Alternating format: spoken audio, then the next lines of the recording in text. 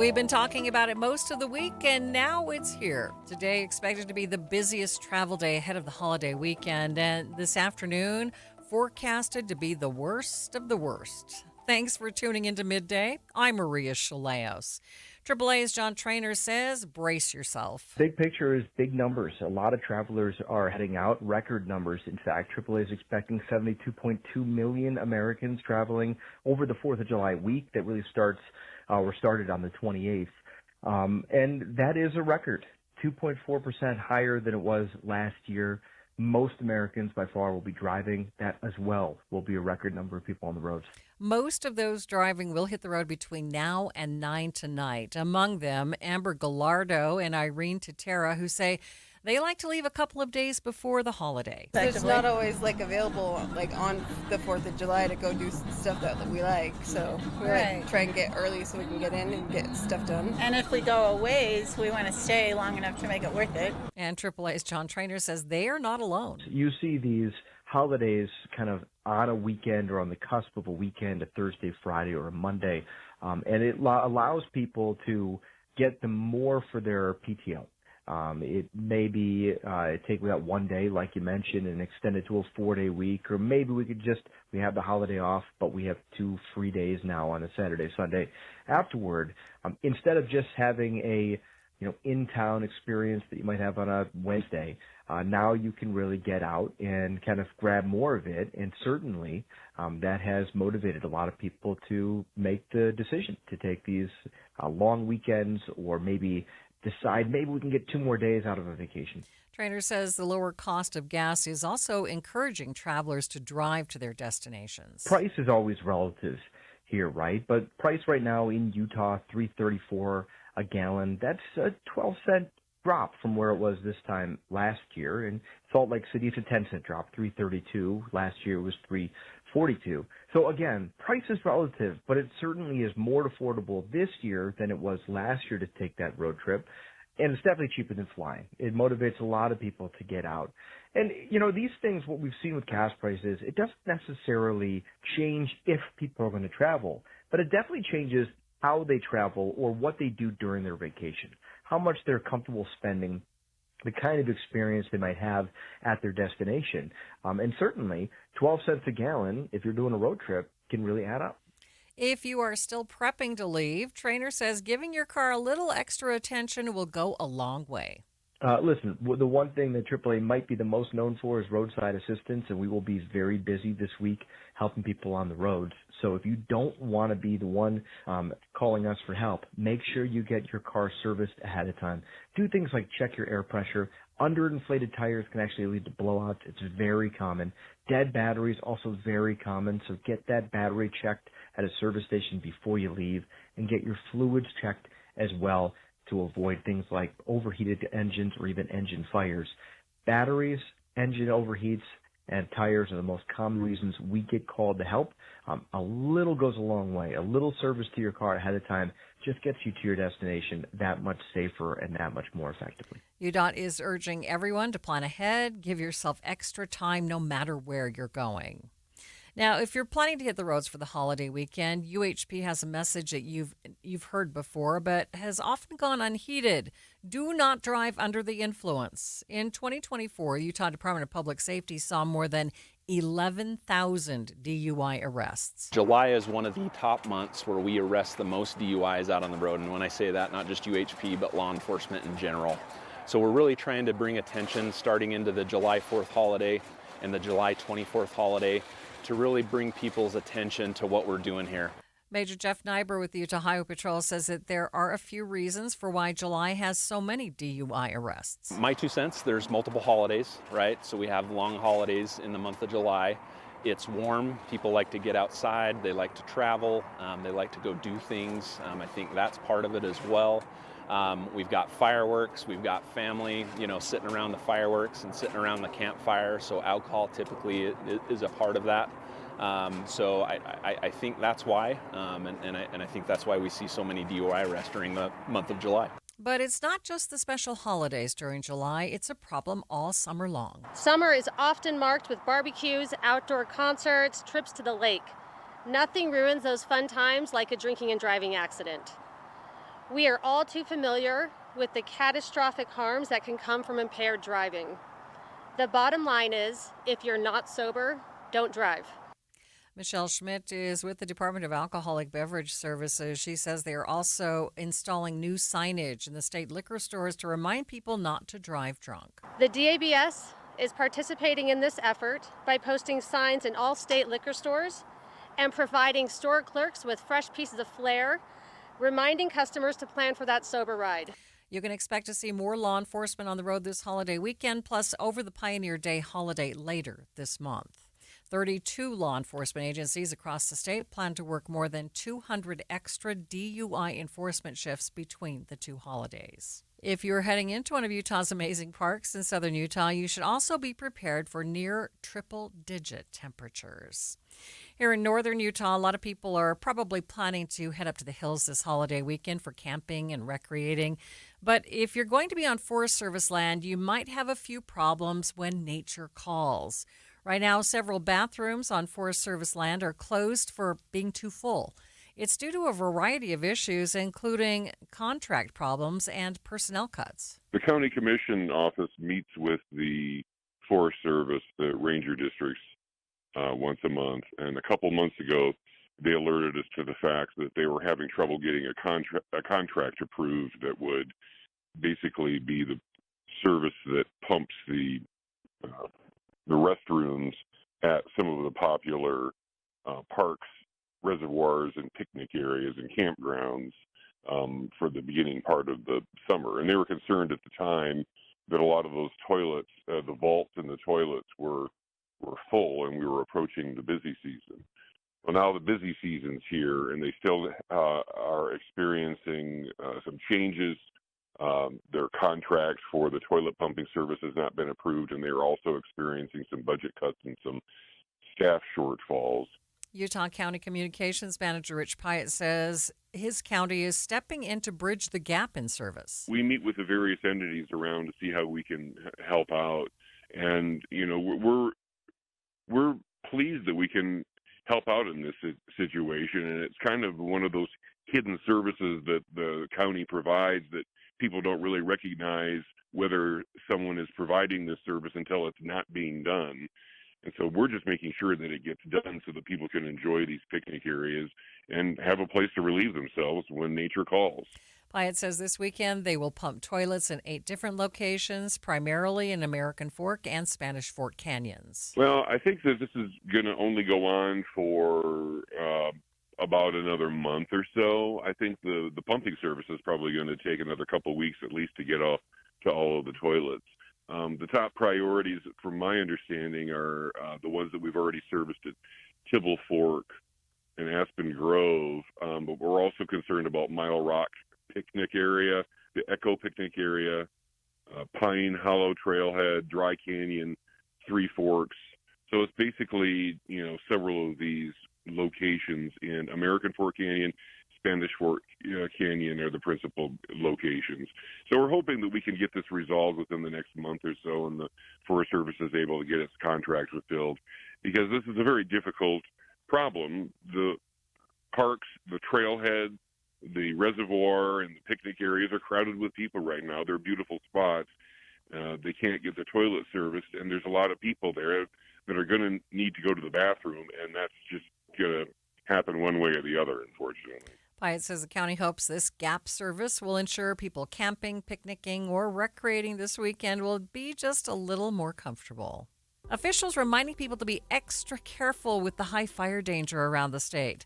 Brady Humphreys, who operates a fireworks stand in Bountiful, says he's been working to make sure all of his customers know how to be safe this year. Let's make sure that we're following the laws, because what we don't want is, something to catch fire because of fireworks. Then it's disastrous for all of us. The hot, dry weather may have some people rethinking their backyard fireworks display altogether. KSL NewsRadio's Don Brinkerhoff traveled around Salt Lake County talking to fireworks stand operators to find out how the sales have looked this year. Darren Davis runs a fireworks stand in Kearns. Sales are kind of flat, so I think one key thing, I think a lot of people are just getting together for like a barbecue or getting together as a family to celebrate the 4th, and so I think the heat may play a little factor, but it's supposed to be a little cooler on July 4th, so we're hoping for a good year. He thinks people are trying to be safer this year with their fireworks. It's more everybody's just trying to be safe and saying, hey, is there any restrictions and things like that? And for the most part, where we're at, there's really no restrictions, but people water the area, and we encourage everybody to be safe, rig their fireworks, and make sure they're not tipping over and starting fires. And we just want everybody to have a good time and enjoy the 4th of July and celebrate America. In West Jordan, Don Brinkerhoff spoke with Madison Gailey, who also runs a fireworks stand, and she says business has been good so far. Pretty good over the weekend. I'm assuming they're going to pick up because the 4th actually lands on the weekend this year. So, do you think the heat has anything to do with people maybe not coming out? It's probably. So hot. Yeah, we're getting a heat wave, but it's going to rain tomorrow and the next day, so it'll make the ground wet, and I think it'll be fine. We've had drier summers and sold pretty much most of our fireworks before. And Darren's final thought and message for those of you who plan to shoot off your fireworks. Everybody has a conscious effort to want to be safe and, enjoy the holiday with their families. So that's the number one thing, I think, is just be smart, be safe. Now that it is legal to light fireworks off in the state of Utah, you must, and I can't stress this enough, you must be careful not only to protect yourselves and your family members, but also to protect against fires.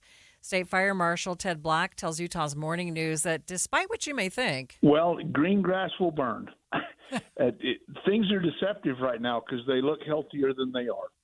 So please be aware that even though it may look green, it still can burn. Black spoke to Andy and Amanda about some of the other fireworks things that you need to know before you start having your fun tonight. Ted, are there any fireworks that are illegal to shoot off that people may be in possession of? Yes, anything that's a single-shot mortar or a single-shot aerial, anything you bought out of the state of Utah is illegal, and you could be held accountable, especially if you start a fire with an illegal firework. We've been telling people that you can only shoot off fireworks in approved areas, but how do they know if they are in an approved area? So anyone that has sent us their information, we have put on our website. You can also look on the local fire department's website or on the city website to see where you can light fireworks.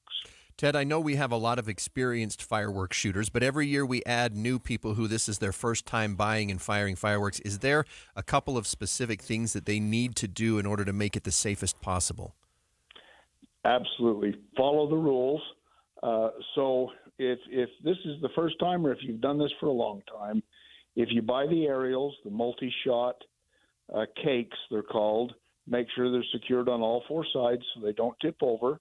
Make sure you've got a charged garden hose right there with you and a bucket of water to put duds in. If you have a dud, don't try to relight it.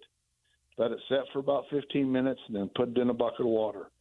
And be safe. Pick an area that isn't, adjacent to combustibles. And then, of course, at the end of your party, clean up your mess. We had some strong winds yesterday. I think we have more winds, maybe even some lightning in the forecast. Does that cause problems for you? It does. And please use some good common sense. If we've got severe winds this evening or any time through the holiday, it's a time to choose another way to celebrate. We want people to celebrate. We live in the greatest nation on earth, and it should be celebrated. But if you've got high winds, extreme fire danger, you live in an area that's closed, or you just don't feel good about it, please don't do it. Fire can start faster than you can believe and spread faster than you can run. So please use all the caution possible. And if we've got severe winds, choose a different way to celebrate. And then always remember, alcohol and fireworks do not mix. So if you choose to celebrate with alcohol, don't celebrate with fireworks. You can find more information on fireworks safety and the restriction zones at our website, KSLNewsRadio.com. While the 4th of July may be one of your favorite summer holidays, your furry pets aren't feeling it. The Humane Society's Cesar Perea joined me to describe what our pets experience when people begin lighting fireworks. What they're experiencing is a fear response to the sudden change in the environment. So they're just afraid of that change in the environment, and the loud noise is what does that. The visual part of it also, if they can see the lights flashing, and then the sound also causes a fear response. So what do you tell people that they can do to really help their pets? I mean, first and foremost is don't take them anywhere where there are fireworks. Leave them at home. Keep them inside and shielded from the loud noises and the flashing lights. Keep the windows closed and the shades drawn to minimize the flashes and the sound. Something I like to do is to mask the sound with either television, radio, or even what's really common now is people use a white noise app. Just have that constant sound going inside your home, which will minimize that sudden, that sudden loud burst that causes them to be fearful. I mean, that's one of the main things that you can do is to minimize these horrible reactions that pets have to the fireworks. Right. They're pretty scary reactions to see your pet just kind of shiver and shake. Is it dangerous? Are they dangerous for your pets? Absolutely, they can be. I mean, dangerous in the sense that your dog could bolt, could run out of your house if they're in a backyard. They could jump a fence. I mean, most dogs can clear a 6-foot fence, which is the average size of people's residential fencing. Which is why a lot of times the day after the 4th of July is the busiest day for our shelters. They get the most animals that intake due to dogs running at large from bolting from their backyard. And it's not just the dog running at large. I mean, there's a lot of factors out there. They could get hit by a car. They could get injured, attacked by other animals. There's so many things that could happen when a dog's running at large during this fear response. So it most certainly is dangerous for them. I mean, I've heard of dogs jumping out of windows.